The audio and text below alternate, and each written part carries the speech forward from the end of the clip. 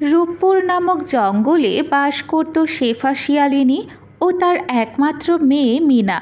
শেফা শিয়ালিনী ছিল অনেক গরিব। শেফা শিয়ালিনী অন্যের বাড়িতে কাজ করে যে টাকা পেত তা দিয়ে শেফা শিয়ালিনীর সংসার ভালোভাবে চলে যেত। এছাড়াও এই জঙ্গলে বাস করত দুষ্ট বাঘিনী ও তার মেয়ে বেলি।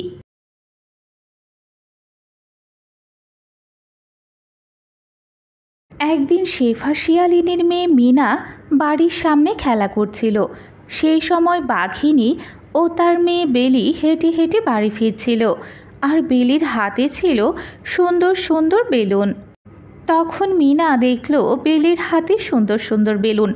এত সুন্দর সুন্দর বেলুন দেখে মিনা বলল, বেলি, তোমার হাতে এত সুন্দর সুন্দর বেলুন কোথায় পেলে তুমি? কোথায় পেলাম মানে, বেলুন কি পাওয়া যায় নাকি রে? এইসব বেলুন আমার মা আমাকে কিনে দিয়েছে। এইসব বেলুন দিয়ে আজ আমি মজা করে খেলবো। বেলি, তোমার কাছে তো অনেকগুলো বেলুন, আমাকে একটি বেলুন দেবে? আমিও খেলবো। আমার বেলুন আমি তোকে দেবো কেন? তোরা কিনে নিতে পারিস না? ও, তোরা তো গরিব, তোরা বেলুন কিনবি কি করে? আমার মা তো আমাকে বেলুন কেনার টাকা দেয়নি, তাহলে কিভাবে কিনবো? বেলি, আমাকে একটা বেলুন দাও না। এই কথা বলে মিনা বেলির হাতে থাকা একটি বেলুন ধরে, আর সাথে সাথেই একটি বেলুন ফেটে যায়। এ কি, তুই এটা কি করলি? আমার বেলুন ফাটিয়ে দিলি? বেলির বেলুন ফাটিয়ে দেয় বেলি অনেক রাগান্বিত হয়ে মিনাকে একটি লাথি দিয়ে সেখান থেকে বাড়ি চলে যায়।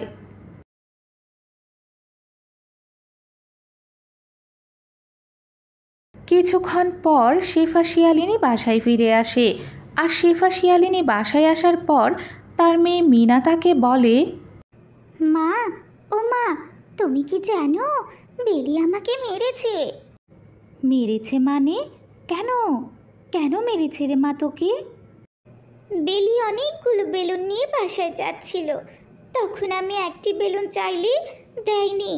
তারপর আমি একটি বেলুন হাত দিয়ে ধরতে গেলে বেলুনটি ফেটে যায় মা, আর তাই বেলি আমাকে একটি লাথি দিয়ে ফেলে সেখান থেকে চলে যায় মা।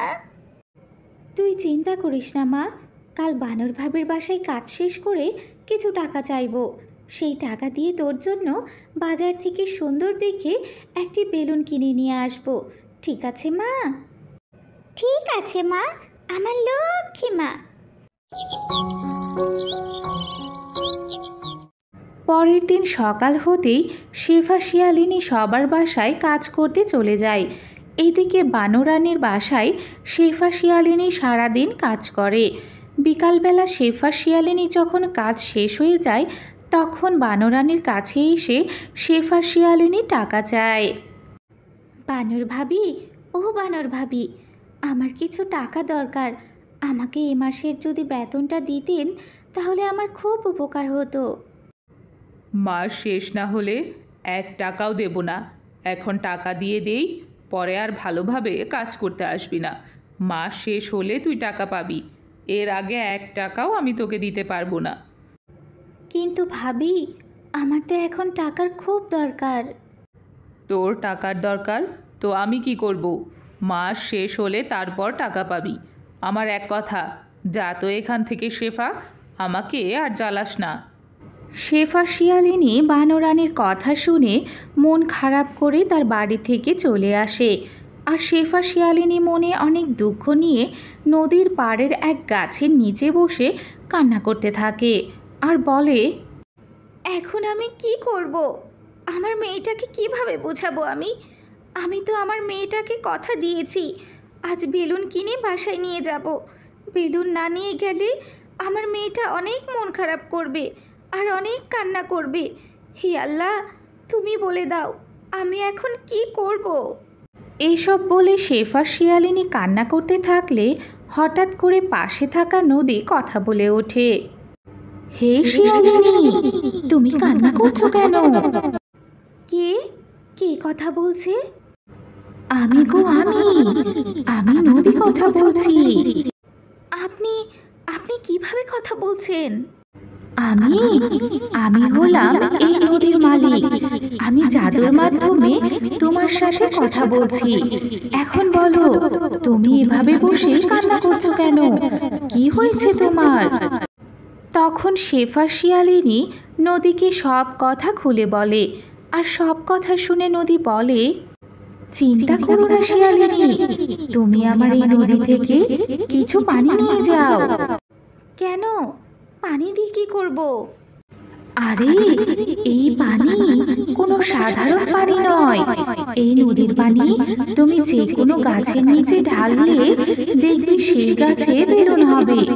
আর তুমি সেই গাছ থেকে যতবার বেলুন নিয়ে যাবে সেই জায়গাতে নতুন করে আবার বেলুন হবে। কি বলেন এসব? এসব কি সত্যি? হ্যাঁ শিয়ালিনী, সব সত্যি। তুমি এই নদী থেকে পানি নিয়ে দেখো। এরপর শেফা শিয়ালিনী দেখে সামনে একটি বালতি পড়ে আছে। তারপর শেফা শিয়ালিনী সেই বালতিটি নিয়ে আসে। তারপর শেফা শিয়ালিনী নদীতে নেমে সেখান থেকে বালতিতে পানি নিয়ে নেয়। আর তারপর শেফা শিয়ালিনী জমিতে রওনা দেয়।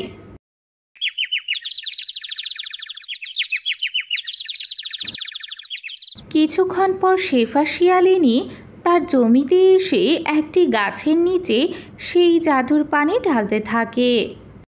শেফা শিয়ালিনী গাছের নিচে পানি ঢালতে থাকে। আর ঠিক তখনই সেই গাছে জাদুর মাধ্যমে বেলুন হয়ে যায়। এ কি? আসলেই তো দেখি গাছে অনেক বেলুন হয়েছে। তাহলে এই পানি জাদুর পানি ছিল, তা না হলে গাছে কিভাবে বেলুন হলো? যাই, আমার মেয়ের জন্য একটি বেলুন নিয়ে যাই। আমার মেয়ে বেলুন পেলে অনেক খুশি হবে। তারপর শেফা শিয়ালিনী গাছ থেকে দুটি বেলুন ছিঁড়লে সাথে সাথে সেখানে পুনরায় দুটি বেলুন হয়ে যায়। তারপর শেফা শিয়ালিনী বেলুন দুটি নিয়ে বাসায় রওনা দেয়।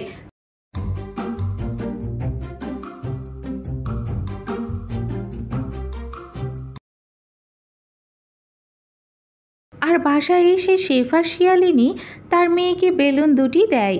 আর বেলুন দুটি পেয়ে তার মেয়ে মিনা অনেক খুশি হয়। এরপর মিনা সেই বেলুন দুটি নিয়ে অনেক আনন্দ করে খেলতে থাকে।